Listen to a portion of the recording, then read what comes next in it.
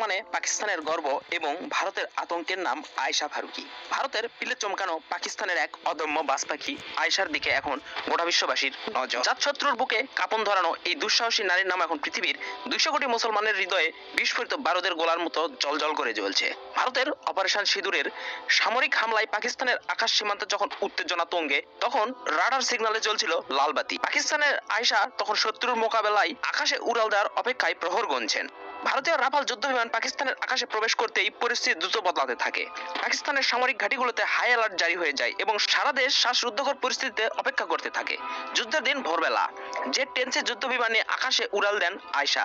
তার লক্ষ্য ছিল ভারতীয় বিমান বাহিনীর ফ্লাইং এক্স জোনের রাফাল। এই উত্তেজনাপূর্ণ মুহূর্তে শত্রুকে ছোবল মারার অপেক্ষায় ককপিটে ওত পেতে ছিলেন স্কোয়াড্রন লিডার আয়েশা। এরপর অত্যন্ত ঠান্ডা মাথায় বাস পাখির মতো দুর্ভেদ্য নিশানায় আঘাত হানলেন।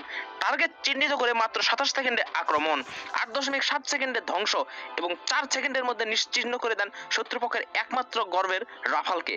নিজের প্রথম মিশনে গিয়ে বয়ে আনেন এক অসাধারণ সাফল্য। পাকিস্তানের আকাশজয়ী বাজপাখি আয়েশার ছোবলে মাত্র কয়েক সেকেন্ডের মধ্যেই ভারতীয় রাফাল যুদ্ধ বিমানটি পাকিস্তানের আকাশে বিস্ফোরিত হয়ে ছিন্ন ভিন্ন হয়ে মাটিতে পড়ে যায়।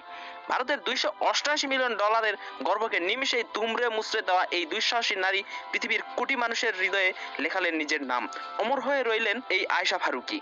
পাকিস্তানের প্রধানমন্ত্রী নিজে তাকে ফোন করে অভিনন্দন জানিয়েছেন। দুঃসাহসী এই নারীকে জাতীয় বীর হিসাবে খেতাব দেওয়ার ঘোষণা করেছে প্রতিরক্ষা মন্ত্রণালয়। আয়েশা প্রমাণ করে দিয়েছেন নিজেকে মেলে ধরতে জানলে আকাশের সীমাহীন বাধাও জয় করা সম্ভব। আয়েশার এই দুর্দান্ত সাহসী পদক্ষেপে ভারতের আধিপত্যের স্বপ্ন ভেঙে খান খান হয়ে গেল। সেই সঙ্গে পাকিস্তানের আকাশে আয়েশা ফারুকীর সাফল্য চিরকাল স্মরণীয় হয়ে জ্বলতে থাকলো।